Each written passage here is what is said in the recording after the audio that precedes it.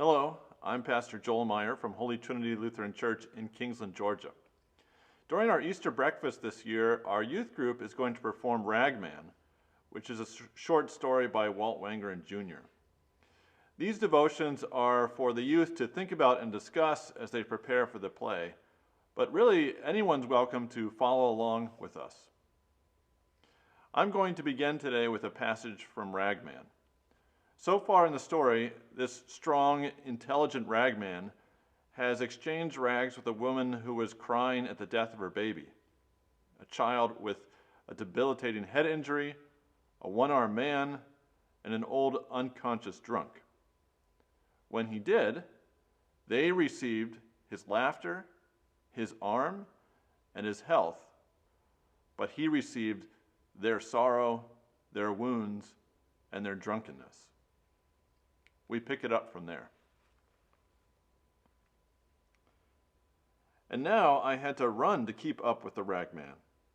Though he was weeping uncontrollably and bleeding freely at the forehead, pulling his cart with one arm, stumbling for drunkenness, falling again and again, exhausted, old and sick, yet he went with terrible speed. On spider's legs he skittered through the alleys of the city, this mile and the next, until he came to its limits, and then he rushed beyond. I wept to see the change in this man. I hurt to see his sorrow, and yet I needed to see where he was going in such haste, perhaps to know what drove him so. The little old ragman, he came to a landfill. He came to the garbage pits. And then I wanted to help him in what he did, but I hung back, hiding. He climbed a hill. With tormented labor, he cleared a little space on that hill. Then he sighed. He lay down. He pillowed his head on a handkerchief and a jacket. He covered his bones with an army blanket, and he died. Oh, how I cried to witness that death. I slumped in a junk car and wailed and mourned as one who has no hope, because I had come to love the ragman. Every other face had faded in the wonder of this man, and I cherished him. But he died.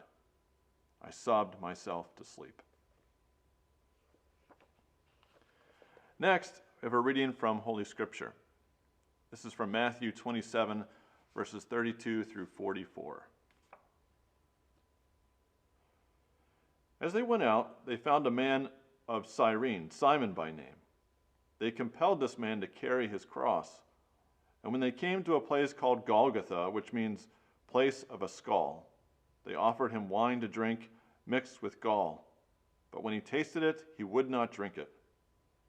And when they had crucified him, they divided his garments among them by casting lots. Then they sat down and kept watch over him there. And over his head they put the charge against him, which read, "This is Jesus, the King of the Jews." Then two robbers were crucified with him, one on the right and one on the left. And those who passed by derided him, wagging their heads and saying, "You who would destroy the temple and rebuild it in 3 days, save yourself. If you are the Son of God, come down from the cross." So also the chief priests, with the scribes and elders, mocked him, saying, "He saved others. He cannot save himself.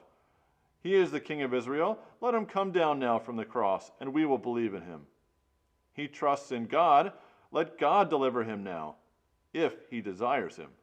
For he said, 'I am the Son of God.'" And the robbers who were crucified with him also reviled him in the same way. And now something to think about and to discuss. The ragman not only goes to the garbage heap outside the city limits, but carrying other people's sorrows and wounds and drunkenness, he becomes garbage. What makes his death so sorrowful and sad?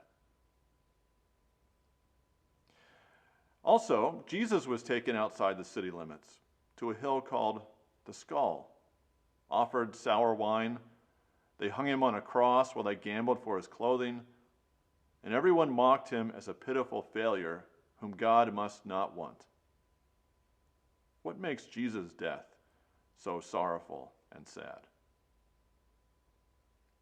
Well, thanks for joining me. The Lord be with you.